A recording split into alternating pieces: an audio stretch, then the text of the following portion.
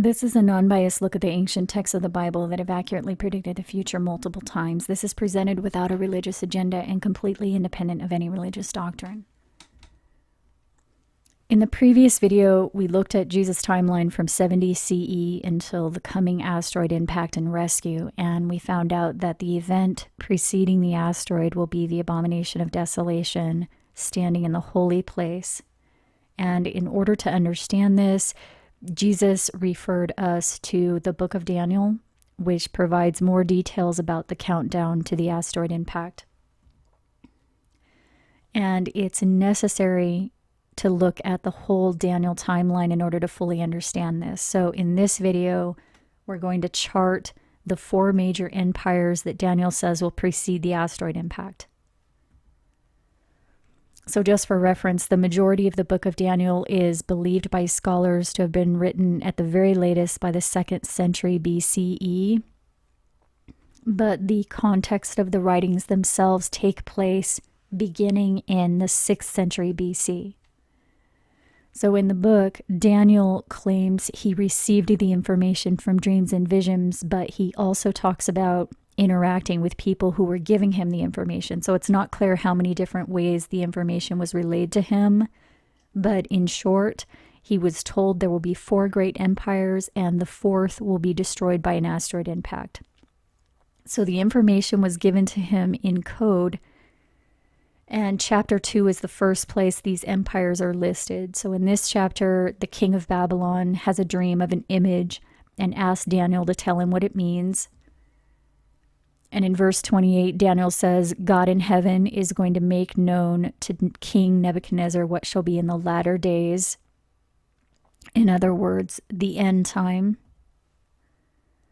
And then in verse 32, it lists the 4 parts of the image. So the first part of the image is the head of fine gold.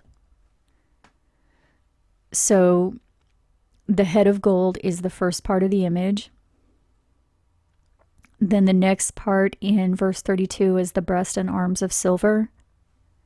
So the second section is the chest and arms. Then verse 32, the next section is the belly and thighs of brass. So the third section is the belly of brass.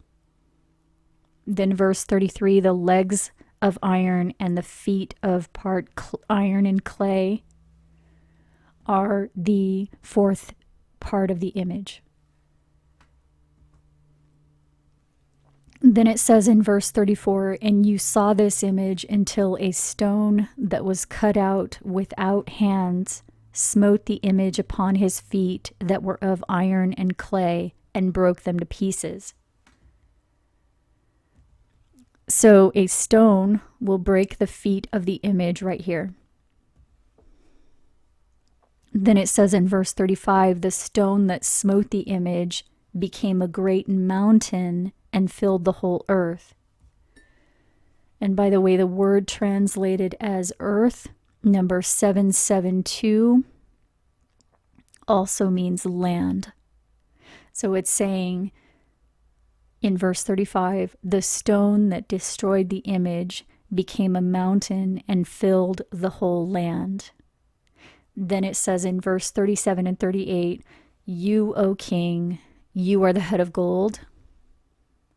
So in verse 28, we're told the king is Nebuchadnezzar, who Bible scholars agree refers to Nebuchadnezzar II, who was king of the Neo-Babylonian Empire from 605 BC until 562 BC.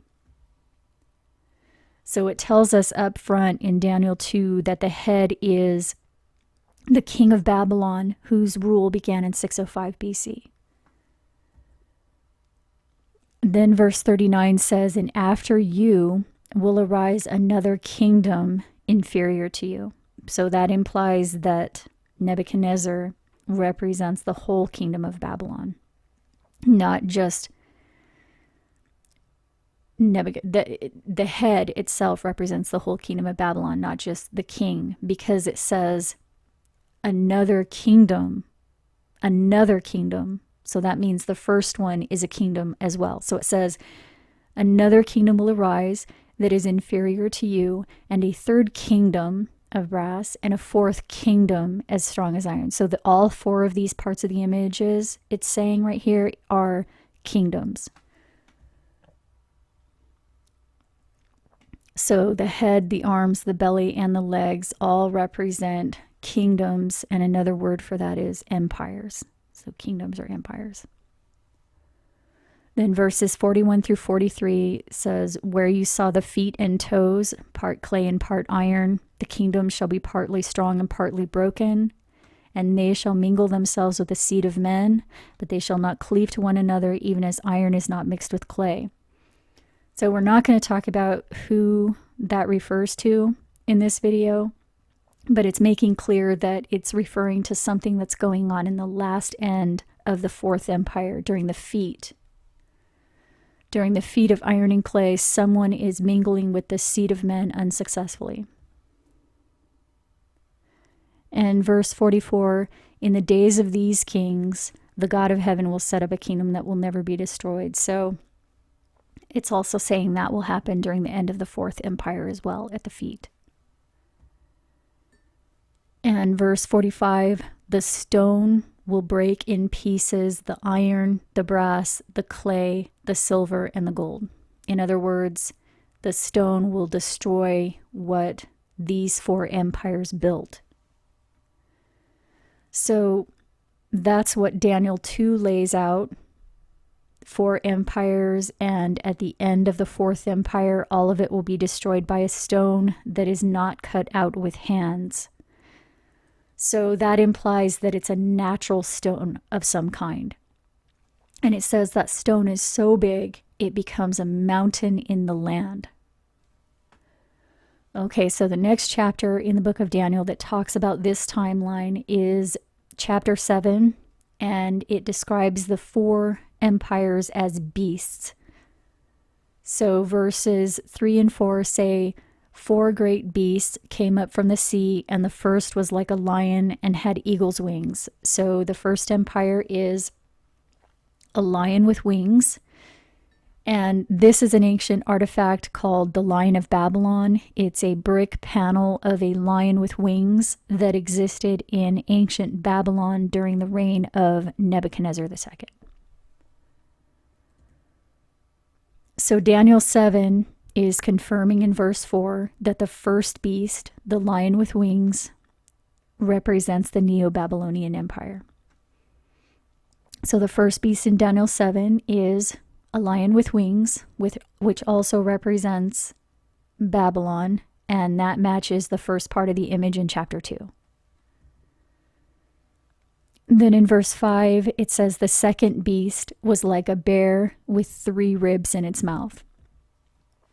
So the bear is the second beast in Daniel 7. And then verse 6, it says, after this, another like a leopard, which had 4 wings and 4 heads.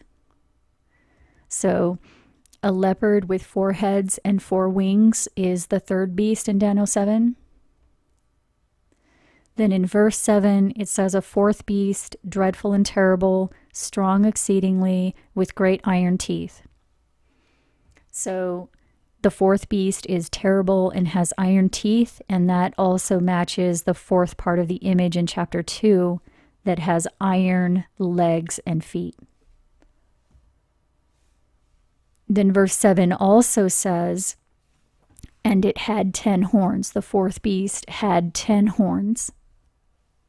So there are 10 horns on the fourth beast. Then verse 8 says, I considered the horns, and there came up among them another little horn, before whom there were 3 of the first horns plucked up by the roots.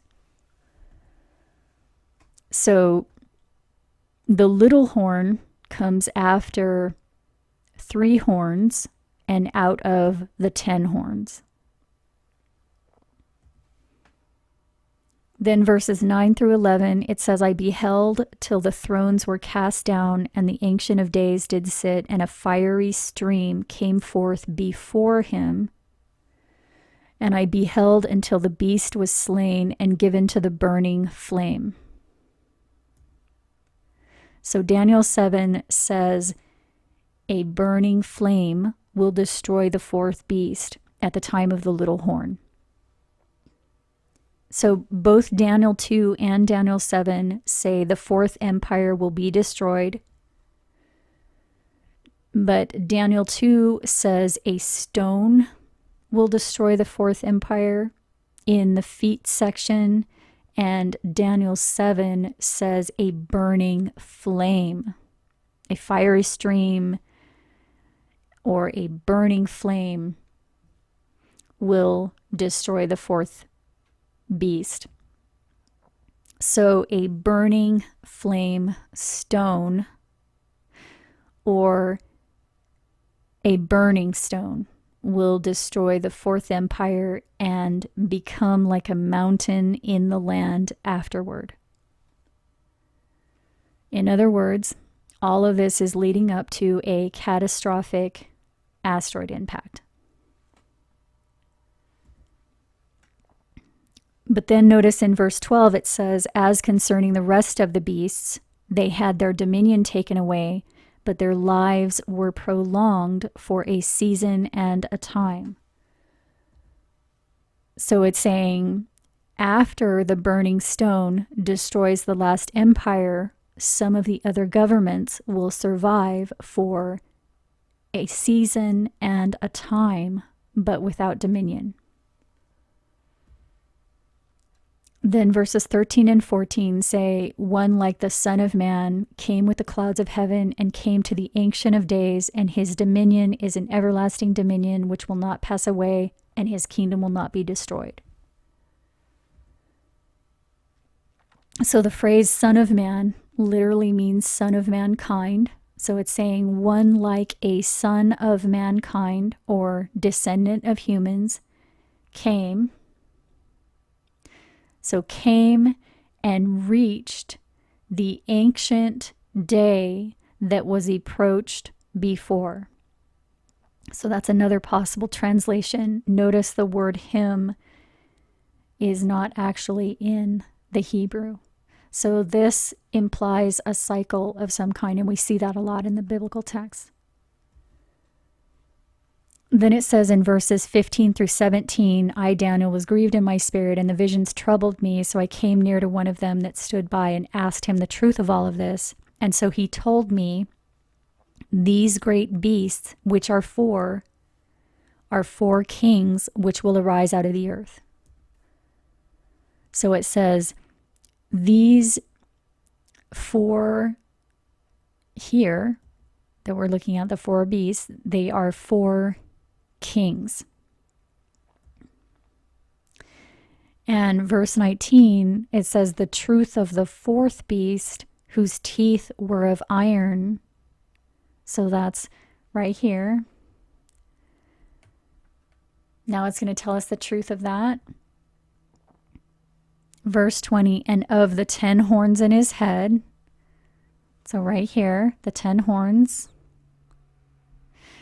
And of the other one which came up, and before whom 3 fell, whose look was more stout than his fellows. So it's talking about the little horn. It's going to tell us the truth about that right now.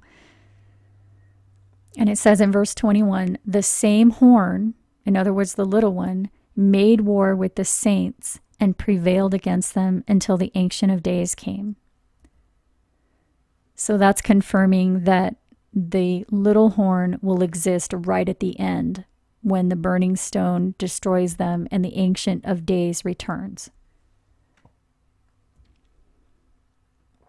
But then notice in verse 23, it says, the fourth beast shall be the fourth kingdom. So verse 17 says, all 4 beasts are kings. He uses the word kings. So all 4 of them are kings. But then verse 23 says, the fourth is a kingdom. So that right there establishes that the word king can also mean kingdom. So these beasts represent kings and or their corresponding kingdoms or empires. So we already know the first one is Babylon, and it says the fourth is an empire that will rule the whole earth. And that's in verse 23. The fourth beast will be the fourth kingdom and will devour the whole earth. So the last empire is a world empire. Then verse 24 says, the 10 horns are 10 kings that shall arise, and another will rise after them and subdue 3 kings. So the 10 horns of the fourth beast, it says, are 10 kings, which we know can also refer to kingdoms. In other words, countries or territories or empires. It can mean any of those things. And it says, another will rise after them. So it's saying 10 kings arise and another will rise after them. So in other words, another king shall arise after them and subdue 3 kings. So that's the little horn or the little king. And we know kings can also be countries. So a little country that will subdue 3 other kings, countries, or empires. Then verse 25 says, and he will speak against the Most High, wear out the saints, think to change the times and laws, and they will be given into his hand for a time, times, and the dividing of a time. So the saints will be given into the hand of the little horn for a time, times, and the dividing of a time. In other words, a time, times, and half a time.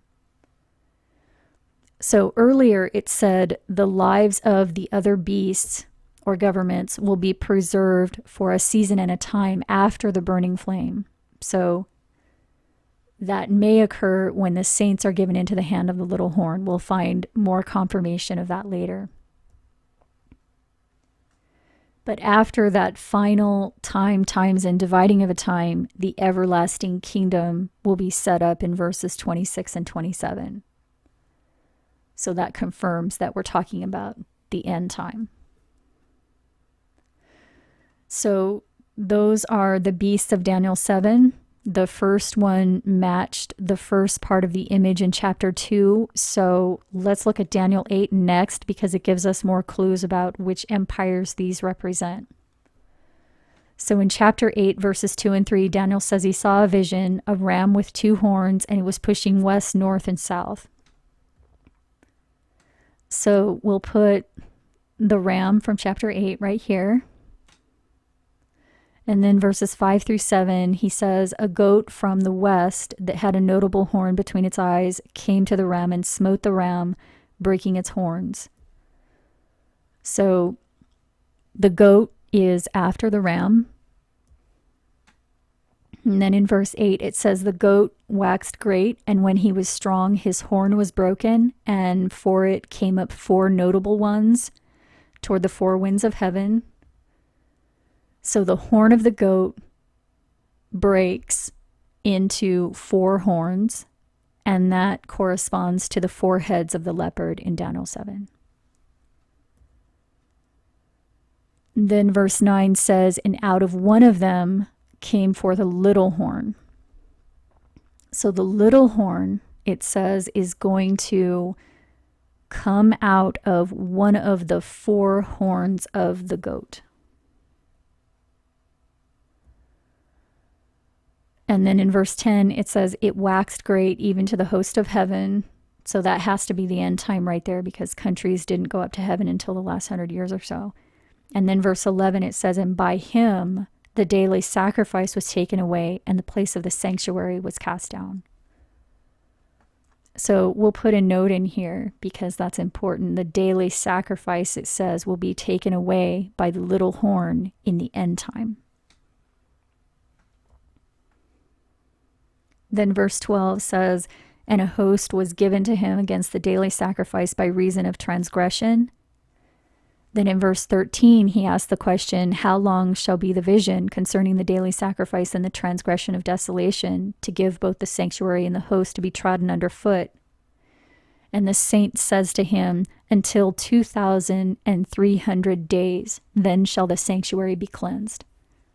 And then he clarifies in verse 17, at the time of the end shall be the vision. So the 2,300 days, it says, will occur at the time of the end. So in verses 15 and 16, Daniel says he sought for the meaning of what he was shown, and he heard a man's voice say, Gabriel, make this man understand the vision. And Gabriel says, at the time of the end shall be the vision. Then in verse 19, he says, I will make you know what will be in the last end. At the time appointed, the end shall be. And the text used this term a lot, the appointed time. So it says the end event will happen at the appointed time. It's not something that can be delayed or changed. And that makes sense because we know now it's talking about an asteroid, and asteroids travel at a specific speed. So the date is set. It's not going to be just any time God feels like it. It's the appointed time. It says that over and over in the text. Then in verse 20, Gabriel tells Daniel exactly which empires the ram and the goat represent. He says, the ram that you saw having 2 horns are the kings of Media and Persia. So in verse 3, it says, the ram had 2 horns, and they were high, but one was higher than the other, and the higher one came up last. So that represents Persia. Because according to history, Cyrus the Great, the king of Persia, conquered the Medes, or Media. So Gabriel says the ram represents the Medes and the Persians, of which Persia took over. So the Persian Empire is the ram in Daniel 8. And then in verses 21 and 22, he says, and the goat is the king of Greece, and the great horn is the first king, and that being broken, 4 kingdoms shall stand up out of the nation, but not in his power. So it says, the next section mentioned in Daniel 8, the goat represents the king of Greece and the 4 kingdoms that his empire was broken into. So this is corresponding to the 4 heads of the leopard in Daniel 7. Then verse 23 says, and in the latter time of their kingdom, a king of fierce countenance shall stand up. So in the latter time, in other words, the end time of those 4 kingdoms, a king will stand up. And that confirms what it said earlier, that the final king or kingdom will come out of one of these 4 right here. And it's clarifying now that it will rise at the end time of those 4 kingdoms. Then verse 24 says, his power shall be mighty, and shall destroy the mighty and holy people, and by peace shall destroy many, and he shall also stand up against the prince of princes, but he will be broken.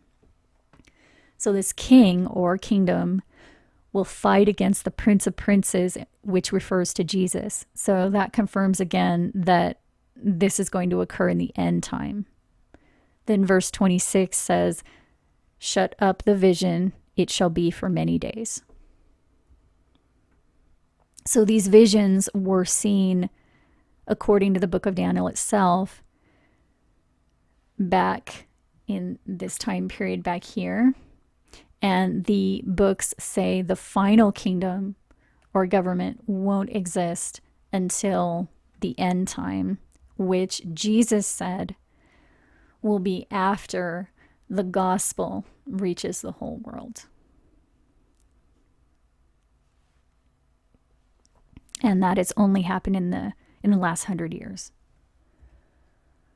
So these 4 major empires It's telling us span all the way from 605 BC during the reign of Nebuchadnezzar II until the present day. So now that Daniel chapter 8 has clarified that the kingdom that will be split into 4 sections is the king of Greece, and the kingdom before that is Persia, all we need to do now is confirm that that's what was meant in Daniel chapter 7 about the bear and the leopard.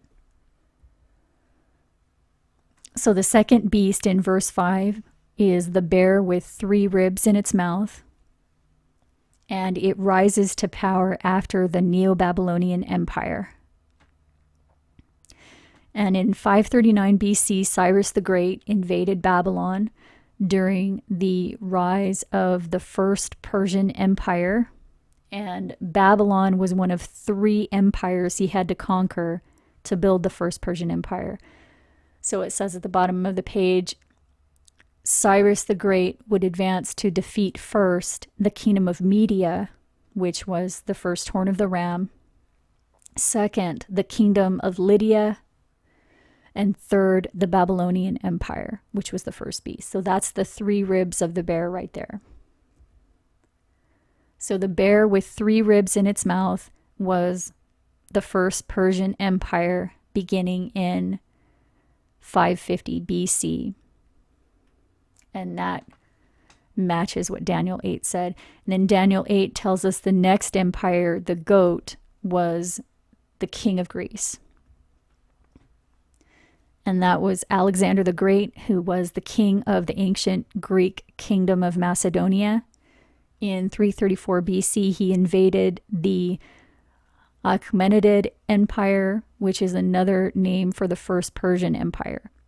And it says he subsequently overthrew the Persian king Darius III and conquered the entirety of the first Persian Empire. So Alexander the Great's official reign began in 336 BC. So the king of Greece after Persia was Alexander the Great, who began his reign in 336 BC. And when he died, there was a dispute as to who his successor should be. And it says at the bottom down here, by about 281 BC, the dispute resulted in 4 major domains. First, the Antigonid dynasty in Macedon and central Greece. So we'll put Greece on here for short. Then second, it says the Ptolemaic dynasty in Egypt. So Egypt is next.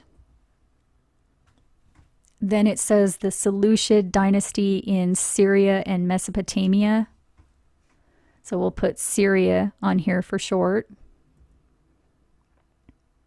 And the 4th section, it says, was the Attalid dynasty in Anatolia, which is modern-day Turkey. So we'll put Turkey on here for short. And this time period of these 4 kingdoms is called the Hellenistic period. So the 3rd beast was the Greek Empire under Alexander the Great and the 4 kingdoms that reigned after Alexander's death during the Hellenistic period. And this is a map right here of the dynasties during that time period. The labels here are the names of the kings themselves, but the green section represents Macedonia, which is modern-day Greece. And the orange section represents the Attalid dynasty, which is in modern-day Turkey and Bulgaria. The yellow section was the Seleucid dynasty, which includes both Iraq and Syria in modern day. And the Ptolemaic dynasty in purple is modern day Egypt. Right here. So these are the 4 sections that Alexander's Greek Empire was split into, the areas that roughly correspond to modern-day Greece, Egypt, Syria, and Turkey. So in Daniel 8, verse 23, it says, "And in the latter time of these four kingdoms, a king of fierce countenance will stand up, who will also stand up against the prince of princes." So that king of fierce countenance will arise at the end time of these four kingdoms. And each of these four regions right here corresponded to a major empire at some point in history. Greece corresponded to not only the Greek Empire that we just looked at under Alexander the Great, but also ancient classical Greece, which flourished during the 4th and 5th centuries BC. Egypt corresponds to the ancient Egyptian Empire, which began around 3150 BC and reached its height during the New Kingdom, where it rivaled the Assyrian Empire. So Syria corresponds to the Neo-Assyrian Empire in Mesopotamia that some regard as the first real empire in human history, and that was from 911 BC until 609 BC. So 3 of these dynasties reached their full potential prior to the Hellenistic period, but the Turkey region did not rise to its full potential until the Turkish Empire, otherwise known as the Ottoman Empire, which dominated the region from 1299 CE until 1923 of the modern era. So the Turkish Empire reached its full potential from 1299 until 1923. And that year 1923, that's interesting because when it says the latter time of their kingdom that is mentioned in verse 23 of chapter 8, in the latter time of their kingdom, verse 23, that actually occurred in 1923 when the Turkish Empire ended. So another amazing coincidence maybe, but there are a lot of those you'll see in future videos. But that is when it says the king who destroys by peace will stand up, which we'll get to in a minute. But next we need to identify the fourth beast. So Daniel says the fourth beast is a kingdom that is terrible and exceedingly strong with iron teeth. And Daniel 2 clarifies that there are 2 sections of this kingdom, the legs of iron and the feet of both iron and clay. So historically, we know the Roman Empire rose to power after the Greek Hellenistic period with the victory of Octavian over Mark Antony and Cleopatra. It says here in 27 BC, the Roman Senate granted Octavian power and gave him the title Augustus, which ended the Roman Republic of Ancient Rome and started the Western Roman Empire from 27 BC to 476 AD. So the Roman Empire was the fourth beast, and the Western Roman Empire was the first phase of that, beginning in 27 BC. The second phase, the Eastern Roman Empire, started in 330 CE, right here. And that was during the reign of Constantine the Great, who established Christianity as the official religion of the empire. So the Eastern Roman Empire, also known as the Byzantine Empire, lasted from 330 to 1453. So the Eastern Roman Empire was the second phase, and it started in 330 CE. And the third phase was the Holy Roman Empire, which began in 962 with its largest territory in modern-day Germany. Although some historians, says here, consider the coronation of Charlemagne as the starting point of the empire, and that occurred on Christmas Day in the year 800, when Pope Leo III crowned Charlemagne emperor. So it started in either 800 or 962, and it was dissolved formally by Emperor Francis II in 1806, which is right here. So the third phase of the Roman Empire was the Holy Roman Empire that started in either 800 or 962, depending on which historian you ask. And finally, Daniel 8, verses 22 and 23 are talking about the four kingdoms that stand up out of Alexander's empire. And it says in verse 23, in the latter time of their kingdom, a king of fierce countenance shall stand up. So right here, in the latter time of that kingdom. And verse 24 says his power shall be mighty. But notice the word his is not in the Hebrew.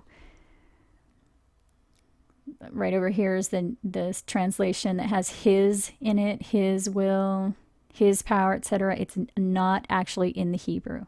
The word his does not show up. So it could also be its. So it's saying its power shall be mighty. And verse 25 says, and by peace it shall destroy many. So on January 10th, 1920, the League of Nations was established. And it says here it was the first international organization whose principal mission was to maintain world peace. So in verse 23, we know the word king can also refer to a whole kingdom. So it says, in the latter time of the four kingdoms of grace, when the transgressors are come to the full. So in the latter time, the absolute end, after Alexander's four kingdoms, after those kingdoms reached their full potential, the very, very end of their full potential, which occurred in 1923. And also, this is written in verse 23. It says, a kingdom will stand up, and by peace it shall destroy many, and also stand up against the prince of princes. So that's the League of Nations rising up in 1920 at the tail end of the final of those four empires. Ancient Greece, ancient Egypt, the ancient Neo-Assyrian Empire, and the Turkish Empire. The absolute end of those occurred in 1923, and the League of Nations rose up in 1920 at the tail end. And again, it was the first international organization whose principal mission was to maintain world peace. And also notice chapter 7 says in the same verses as chapter 8, verses 23 through 25, which, by the way, the League of Nations started in 1923 and the name was changed in 1945. So in the same verses, in both chapter 7 and chapter 8, it's verses 23 through 25 that talk about this. In chapter 7, verses 23 through 25, it says, the fourth beast shall be the fourth kingdom and shall devour the whole earth. And the United Nations replaced the League of Nations in 1945, and there are currently 193 member states which cover the whole earth, as you can see in this map. So everything in blue is a member of the kingdom that came in the name of peace, the United Nations. And their flag still displays the old Roman Empire symbol of the wreath, which was under the feet of the eagle in the Roman flag. And this right here was the emblem of the Byzantine Empire, otherwise known as the Eastern Roman Empire. And on the UN flag, The wreath under the feet of the two-headed eagle has remained, but the eagle has been replaced by an image of the whole earth, which seems to represent the Roman Empire's conquest of the whole world. So again, the League of Nations was established in 1920, just 3 years before the Turkish Empire officially ended, and the League of Nations was renamed the United Nations in 1945. So this is the chart of the first part of Daniel's countdown to the asteroid, and we'll continue this in the next video next week. If you appreciated this information, please consider providing support because I cannot do this without your help. There are also more links linked under the description below, and I'll put a link to the entire playlist right here for you. So for those of you that have been making these presentations possible, I want to say thank you so much, and I will talk to you next week.